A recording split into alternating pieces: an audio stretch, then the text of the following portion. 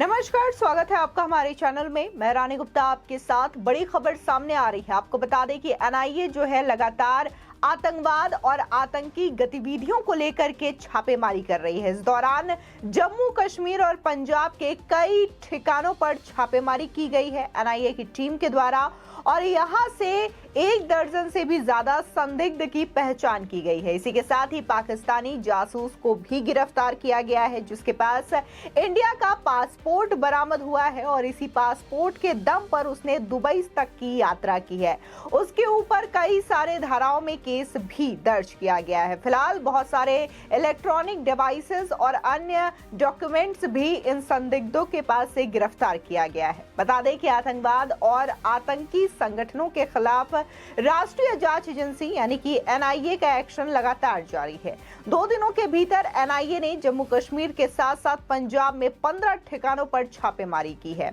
और इसमें जम्मू कश्मीर के 6 जिलों यानी कि श्रीनगर, बारामूला, पुलवामा, अनंतनाग, बडगाम और कठुआ सहित 14 स्थानों पर छापे मारे गए थे। वहीं पंजाब के फतेहगढ़ साहिब में छापा मारा गया है। बता दें कि आतंकवाद रोधी एजेंसी ने ये कहा है कि एनआईए के अधिकारियों ने ओवरग्राउंड वर्कर्स यानी कि ओजीडब्ल्यू और कई प्रतिबंधित संगठनों और उनके सहयोगियों के कैडरों के घरों की तलाशी ली है। पाकिस्तानी नागरिक मोहम्मद अम्मान अंसारी, जो कि पिछले 8 सालों से पुणे के भवानीपीठ इलाके में रह रहा था, उसको भी भारतीय पासपोर्ट के साथ गिरफ्तार किया गया है। बता दें कि इसका इस्तेमाल करते हुए उसने दुबई भी यात्रा किया है। वहीं इसके ऊपर आईपीसी की धारा 420, 468, 471 लगाया गया है। साथ ही foreign national act, passport act की धारा में गिरफ्तार किया गया है।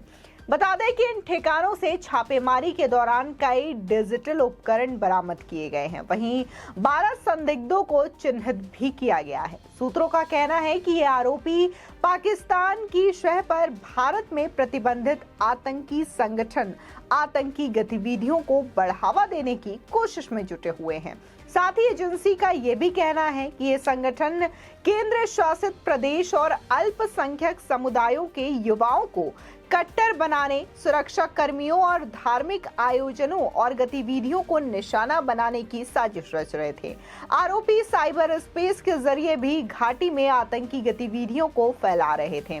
दरअसल देखने को मिला है कि पिछले साल जून में एनआईए ने ओवरग्राउंड वर्कर्स यानी कि ओजीडब्ल्यूएस और कई अन्य आतंकी संगठनों और उनके सहयोगियों और ऑफशूट्स के कैडरों के खिलाफ एक स्वतः संज्ञान मामला दर्ज किया था, जो अपने पाकिस्तानी कमांडरों और संचालकों के आदेशों पर विभिन्न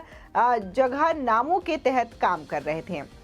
अब इस चीजों को लेकर के लगातार एनआईए जो है अपनी जांच कर रही है। जहां जम्मू कश्मीर के अलग अलग हिस्सों पर छापेमारी की गई, तो वहीं पंजाब के भी ठिकानों पर ये छापेमारी की गई है और 1 दर्जन से ज्यादा जो संदिग्ध हैं, जो कि लगातार पाकिस्तानी आतंकवादी संगठनों के रडार पर रहे, उनसे संपर्क में रहे, इनकी शिनाख्त की गई है, इनकी पहचान की गई है और बाकायदा इनके पास से जो भी इलेक्ट्रॉनिक डिवाइसेस बरामद हुए हैं, जो डॉक्यूमेंट एनआईए की टीम के हाथ लगे हैं, उसकी जांच की जा रही है। साथ ही इसमें एक और मामला सामने आया है, जिसको लेकर के जो पुणे में कई सालों से रह रहा था पाकिस्तानी जासूस, इसकी भी पहचान की गई है और कैसे इसने भारतीय पासपोर्ट बनवाया है पाकिस्तानी जासूस होने के बावजूद, और कैसे इसी पासपोर्ट पर उसने दुबई की यात्रा की है, इस चीज की भी गहन जांच चल रही है। फिलहाल जो 1 दर्जन से ज्यादा लोगों को पहचान किया गया है एनआईए के द्वारा,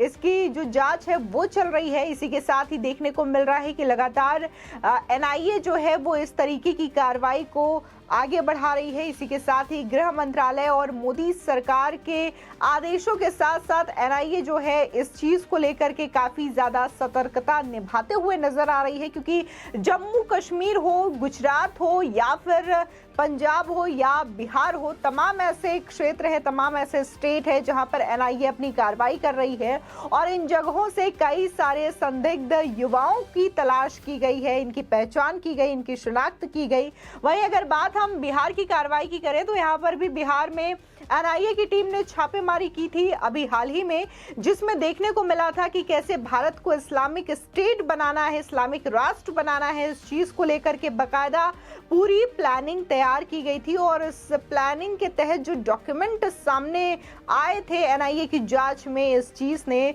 सभी को हैरान करके रख दिया था, क्योंकि इसमें ज्यादातर मार्शल आर्ट के नाम पर और युवाओं को रोजगार देने के नाम पर युवाओं को बरगलाया जा रहा था और कट्टरता से जोड़ते हुए उन्हें इस्लामिक राष्ट्र बनाने की मुहिम चलाने का शिकार बनाया जा रहा था। फिलहाल एनआईए जो है गुजरात से लेकर के पंजाब समेत कई ऐसे हिस्सों पर लगातार दबिश दे रही है और ऐसे संगठनों का पर्दाफाश करते हुए नजर आ रही है। वहीं जम्मू कश्मीर जो कि ज्यादातर 2019 के बाद से वहां पर यह कार्रवाई और भी ज्यादा तेज हो चुकी है, क्योंकि अब जो सरकार है वो आतंकवादियों के कमर तोड़ने को लेकर के काफी ज्यादा एक्शन के मोड में नजर आ रही है, जिसकी वजह से एनआईए भी लगातार छापेमारी कर रही है और आतंकवादियों और उनकी कमर को तोड़ने का काम करती हुई नजर आ रही है। देखने को मिल रहा है कि हिजामुद्दीन और इसी के साथ ही जो कई सारे आतंकवादी संगठन हैं और उनके जो सरगना है जो कि इन आतंकवादी संगठनों को ऑपरेट करते हैं और युवाओं को अपने जाल में फंसाने की कोशिश करते हैं, उन्हें बरगलाने की कोशिश करते हैं, ऐसे लोगों का भी भांडा फूटता हुआ नजर आ रहा है। और साथ ही जम्मू कश्मीर के ऐसे कई इलाके जिन पर ये अभी भी पाकिस्तान में रह करके वहां से ऑपरेट करने की कोशिश करते रहे हैं और भारत के कई सारे इवेंट और कई जगहों पर निशाना बनाने की कोशिश करते रहे हैं, तो इनका भांडा अब फूटता हुआ नजर आ रहा है और लगातार एनआईए से लेकर के गृह मंत्रालय इस चीज को लेकर के दबिश दे रही है, जांच कर रही है और जिन पर भी उन्हें शक हो रहा है, जो संदिग्ध पाए जा रहे हैं, उनकी गिरफ्तारियां की जा रही है, उनके खिलाफ इस तरीके से जांच बिठाई जा रही है और तमाम जासूस जो कि भारत में भारतीय नागरिक बनकर के घुसपैठ कर रहे हैं या फिर यहाँ पर कई वर्षों से रह रहे हैं, इनकी भी पहचान की जा रही है और बाकायदा उन पर विभिन्न धाराओं के तहत मुकदमा दर्ज करके आगे की कार्रवाई भी जांच एजेंसियों के द्वारा की जा रही है। आपको बता दें कि अगर हम आज से 10 साल 15 साल पहले की बात करें तो यही आतंकवादी संगठन लगातार अपने लोगों के द्वारा भारत में घुसपैठ करते थे और तमाम जो हिस्टोरिकल जगह है भारत की और साथ ही बहुत सारे इवेंट होते थे, वहां पर आए दिन बम ब्लास्ट की घटनाएं देखने को मिलती थी और इसके बावजूद ये भी बातें सामने आती थी कि कैसे भारत में ही रहने वाले कुछ लोग इनका साथ देते हैं और जिसकी वजह से ये इस तरीके की साजिश को अंजाम दे पाते हैं। लेकिन अब जो तस्वीरें हैं वो बदलती हुई नजर आ रही है, खासकर जो ताज में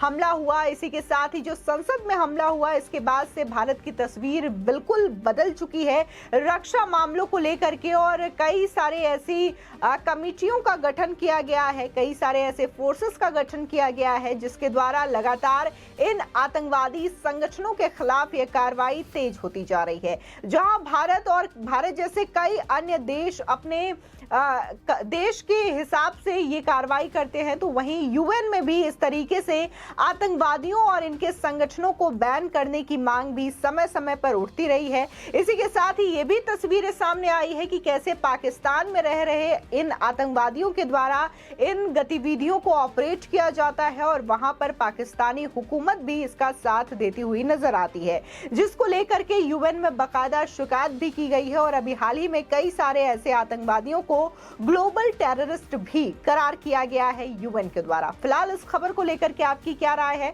हमारे कमेंट सेक्शन में जरूर बताएं। आगे की और भी अपडेट के लिए चैनल को सब्सक्राइब करना ना भूलें।